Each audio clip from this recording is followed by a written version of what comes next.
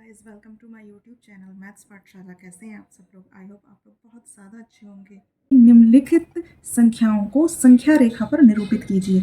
तो ये जो है संख्याएं दे रखी हैं, एक तरीके से ये 4 सवाल हैं जिन्हें हमें संख्या रेखा पर दिखाने हैं। तो सबसे पहले हम फर्स्ट वाला करेंगे 1/5। और ये कैसे करेंगे? ये सबसे पहले हम लाइन खींचेंगे एक। अब जो 1/5 है वो 1 का 5वां हिस्सा है, यानी 0 और 1 के बीच में ये आएगा। तो सबसे पहले हम 0 लिखेंगे, ठीक है, और थोड़ी सी ज़्यादा डिस्टेंस पे हम 1 लिख देंगे, और फिर जितनी डिस्टेंस पे हमने 0 और 1 लिखा है उतनी ही डिस्टेंस पे हम 2 लिख देंगे, और इधर हम -1 लिख देंगे उतनी ही डिस्टेंस पे। तो हमारी देखिए ये संख्या रेखा बन गई। अब क्या करना है हमें? अब हमें 1/5 लिखना है। अब 1/5 के क्या होगा? 1/5 यानी 1 का 5वां हिस्सा, है ना।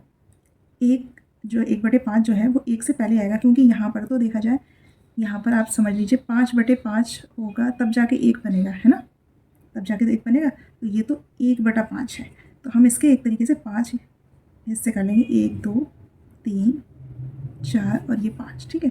तो ये हमारा हो गया 1/5। ये वाला पॉइंट हो गया हमारा 1/5, ये 2/5, ये 3/5, ये 4/5 और ये 5/5 जो हमारा 1 बन गया।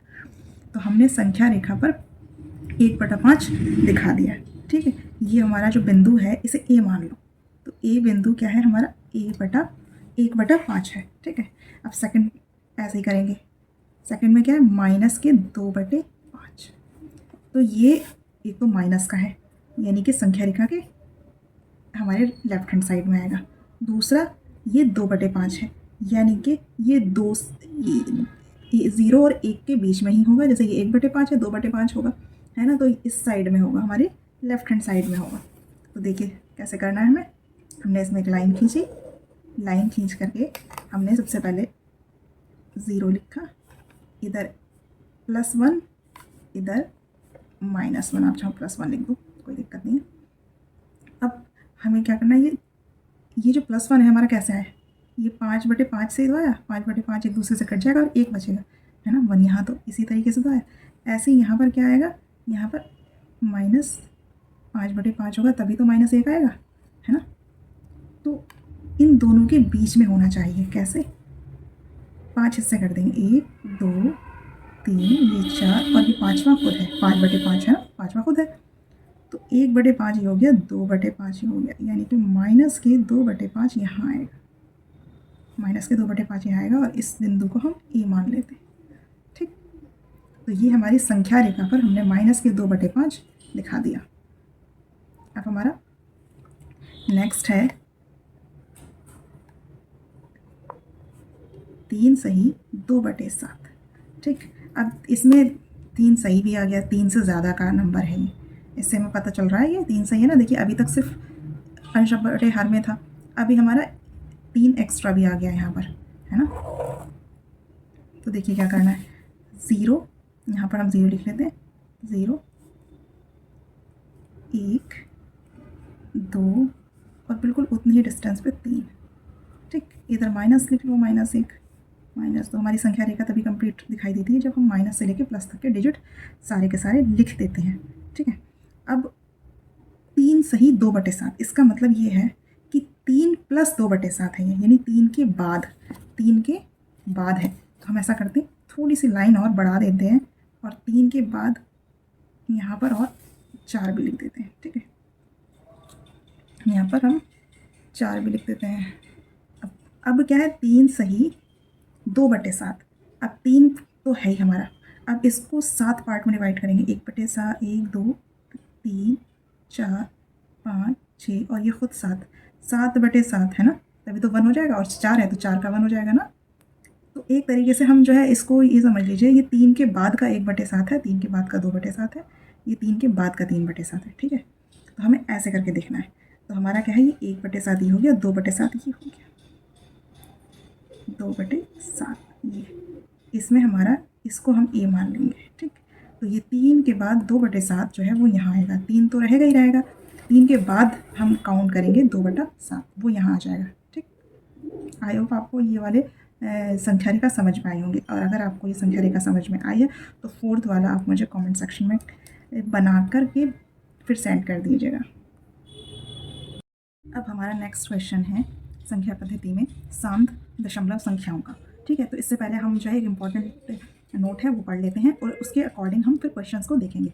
तो P/Q का दशमलव निरूपण शांत तब होता है। दशमलव निरूपण शांत का मतलब ये होता है कि कोई डिजिट होती है वो दशमलव तक, दशमलव के बाद 2-3 डिजिट के बाद जो कट जाती है वो शांत कहलाती है। तो हम पहले तो पूरी लाइन पढ़ेंगे फिर देखते हैं क्या है कि P/Q का दशमलव निरूपण शांत तब होता है जब Q के अभाज्य गुणनखंड केवल 2 और 5 हो। यानी जो बटे में Q दे रखा है, हर में Q दे रखा है, इसके अभाज्य गुणनखंड सिर्फ 2 और 5 हों। 2 और 5 के अलावा तीसरा कोई गुणनखंड अगर हुआ तो वो शांत नहीं होगा। ठीक है, तो Q के गुणनखंड कैसे हो सकते हैं? 2 की पावर m क्रॉस 5 की पावर n। m और n इसलिए लिखा है कि m की कोई भी वैल्यू हो सकती है 1 2 3 4 5 5 और n की कोई भी वैल्यू हो सकती है 1 2 3 4 5 0 भी हो सकती है, क्योंकि 0 होगा तो 5 की पावर 0 1 हो जाएगा, है ना। तो mn की कोई भी वैल्यू हो सकती है 0 से लेके आगे तक, लेकिन गुणनखंड सिर्फ 2 ही होंगे, 2 होंगे और 5 होंगे। ठीक है, तो आई होप समझ में आ गया होगा कि जब P/Q का जो दशमलव निरूपण शांत तब होता है जब Q के सिर्फ 2 गुणनखंड होते हैं, 2 और 5। ठीक है, अब हम फर्स्ट वाला इसमें करते हैं। 1/20 दे रखा है, तो इसमें हम ऐसा करते हैं 20 देखते हैं कि 20 कैसे कटता है। ठीक है, तो 2 एकम 2 0, 2 पंजे 10 और 5 एकम 5। तो हम क्या लिख सकते हैं? हम लिख सकते हैं 1/20 को 1/2 की पावर 2 क्रॉस 5 की पावर 1 लिख सकते हैं। अब नीचे इसके 2 की पावर 2 5 की पावर 1 यानी 2 की पावर m और 5 की पावर n टाइप का बन गया ना। ये देखिए Q का मतलब ये जो नीचे Q है वो 2 की पावर में और 5 की पावर में आ गया ना। पावर कुछ भी हो सकती है, लेकिन 2 की पावर में और 5 की पावर में आ गया। 2 और 5 इसके गुणनखंड हैं, है ना। तो इसका मतलब ये है कि इसे हम शांत दशमलव रूप में निरूपित कर सकते हैं। तो लिख देंगे हम कि 1/20 को, इसलिए 1/20 को शांत दशमलव के रूप में निरूपित कर सकते हैं।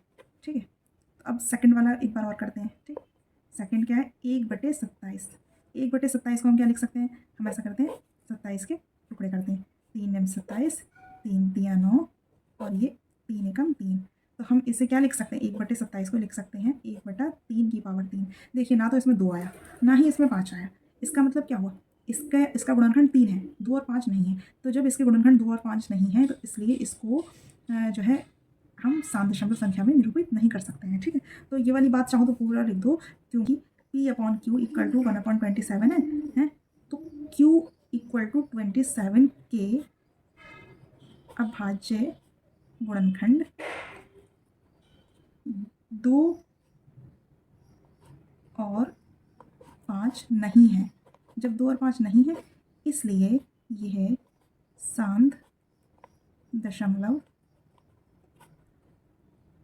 के रूप में निरूपित नहीं किया जा सकता।